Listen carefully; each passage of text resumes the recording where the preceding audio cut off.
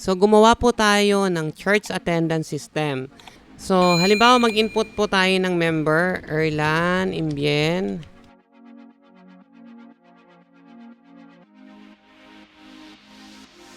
Add tayo. So, mapapansin nyo po, lahat ng ang birthday ay within this month ay nakalagay po agad sa top. Now, meron din po tayong quick add newcomer. Ito po yung entry kung may newcomer na hindi regular member na darating. Halimbawa, naka-indicate po na newcomer siya. So, ito po yung kagandahan sa kanya. Halimbawa po, naglagay tayo ng entry sa add existing name na Edray na may kapangalan na, tingnan po natin kung tatalab, add. So, ano po sabi niya? Duplicate name. So, hindi po kayo pwede maglagay ng parehas ang pangalan. So, ang kagandahan po nito, hindi madodoble yung record natin. Yung pong newcomer ay hindi po dadagdag dito sa attendance, kundi nandito po sa list ng newcomers.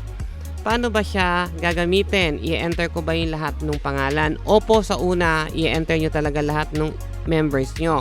Kapag na-enter nyo naman po, pwede nyo po siyang i-export. Pag kinlik nyo po yung export, pwede kayong mamili ng file name, i-type o yes is nyo lang, okay nyo po. Ibig sabihin po, yung ating pong master list ay meron ng backup, hindi nyo na uulitin. So halimbawa po, i-clear natin. Pag kinlear ko po yung record natin, at napansin nyo po, wala ng data, gusto ko pong ibalik yung ating listahan na in-export, click nyo lang po yung file, and then select nyo, and then import Excel. Madadagdag na po siya, hindi nyo na itatype ng isa-isa. Now, ang hindi lang po kasama doon ay si newcomers. Okay po, kasi si newcomers ay dapat ay masave gamit po ito. Ngayon, kung gusto nyo pong isave yung, halimbawa po, may newcomers, yung lahat ng data. Kung gusto nyo naman pong isave, halimbawa, si Eran ay newcomers, hindi ko na po lalagyan ng birthday. So, meron tayong newcomer. Gusto nyo ma-save yung lahat ng settings, tapos nag-attendance po tayo, present to.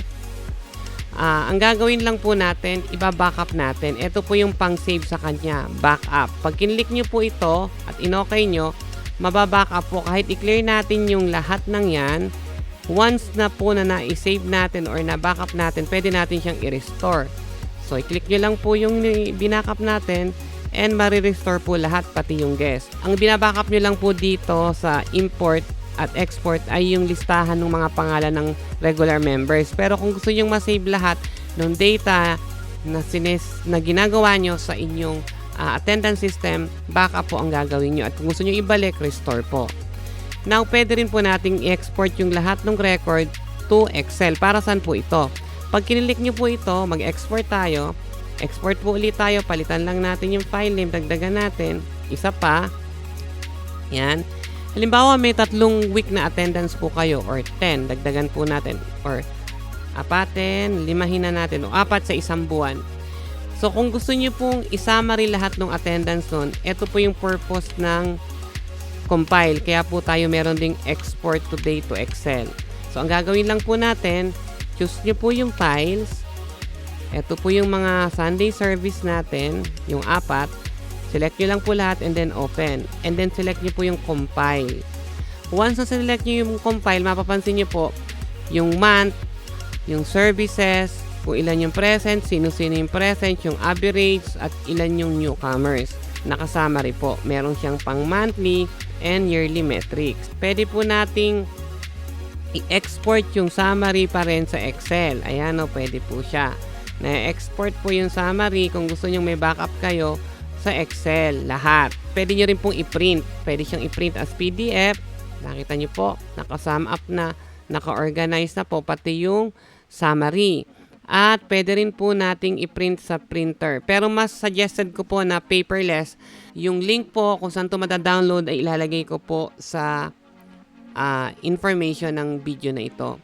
At pinapalala ko rin po, kapag kinlear natin yung board, pwede na kayo mag-set uli ng panibagong type ng Sunday service attendance. So, sana po makatulong to. Ginawa ko po ito para mas ma-organize natin yung atin pong record keeping at maging paperless. So, salamat po.